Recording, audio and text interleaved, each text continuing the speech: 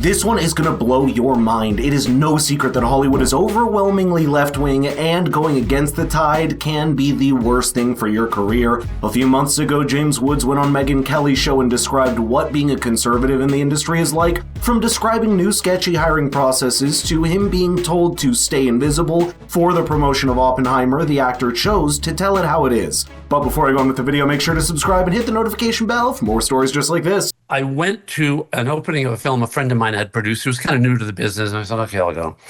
It was at the Academy Theater, and you come down the stairs, and the place is mobbed, and I thought, oh, man.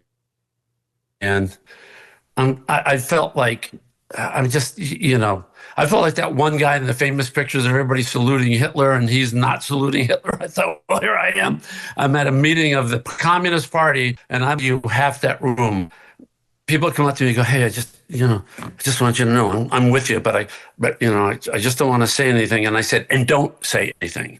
I said, because people really are dangerous. What James is referring to here is when his agent chose to drop him on the 4th of July back in 2018 over a text saying that he was, quote, feeling patriotic. James clarified that his previous agent, Ken Kaplan, is a liberal, making it painfully clear why this happened. It isn't about professionalism or ethics, it was about politics, plain and simple. And what I think is even worse is that there was no outrage surrounding the situation, and only a few people came to James's defense. Hollywood, the self-proclaimed champion of tolerance and inclusion, was strangely quiet. A lot of blue tick accounts were mocking him as well, making fun of the situation as they were celebrating a big achievement. What they failed to realize is that they were celebrating someone losing their livelihood because they dared to have a different political stance. But if the roles were reversed, you'd see a mass protest and trending hashtags. James also talked about the length studios are willing to go in their hiring processes, and it's mind-boggling to say the least. You know that these casting directors now will look up your social media history, they'll see who you follow,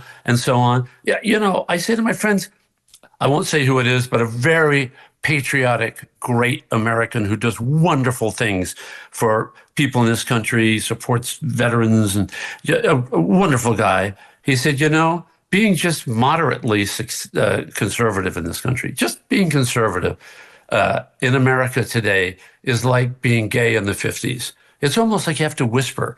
I see people say to me, we'll be talking, they go, I'm thinking of, I'm voting for Trump, but I go, you don't have to whisper this.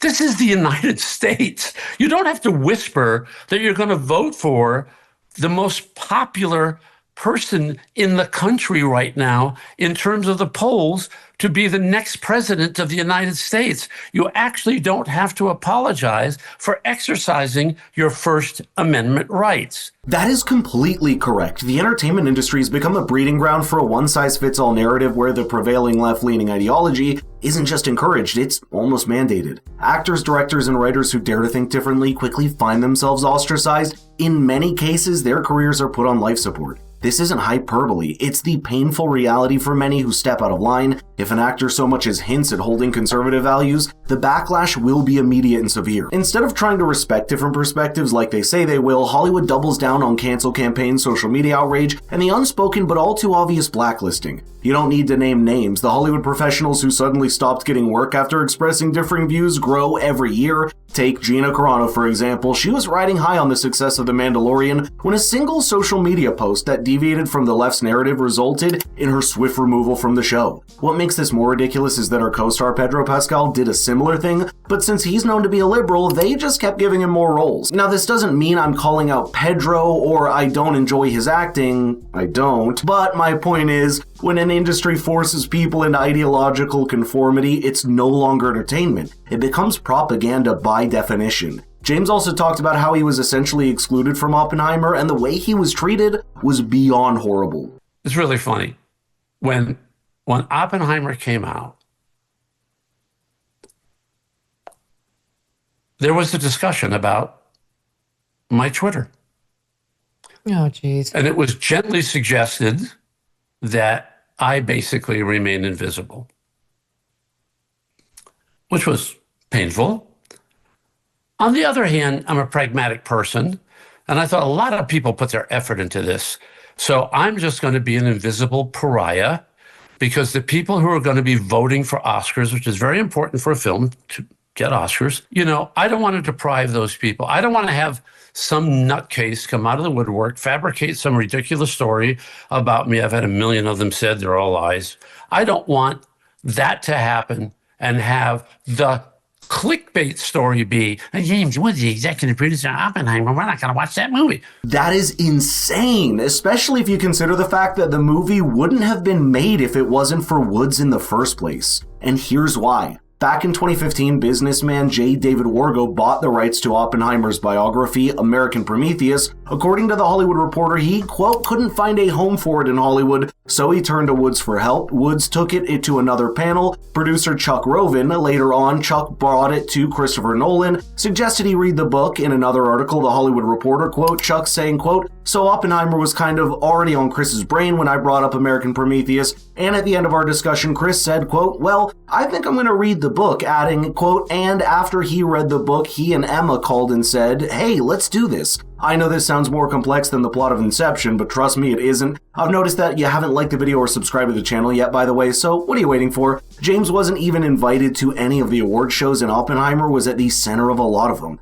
By sidelining Woods, they sent a very clear message that your work matters only if you toe the line. That environment was not the one that my father shed blood for. It's not the one that I see as the America I would like to see. My late brother, God rest his soul, my late brother's children, and they're now their children, not the future I see for them. I'd like you to be able to vote for whoever you want to, and people say, you know what, you have a right to do it. Man, I disagree with you, but Steve, but come have dinner and so on.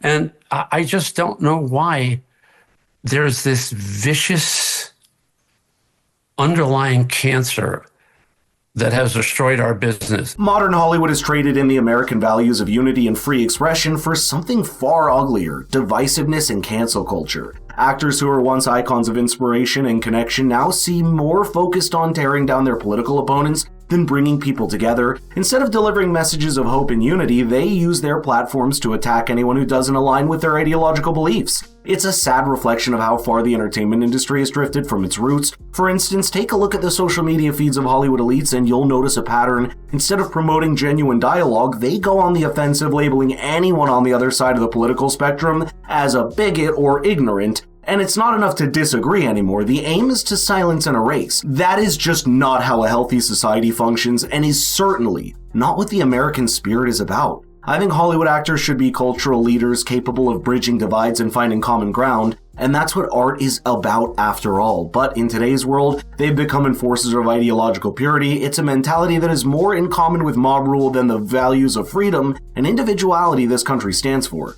I'd love to know your thoughts here, so let's get the conversation rolling in the comments down below. And by the way, if you enjoyed the video, please share it with your friends. Thanks for watching. I'll see you in the next one.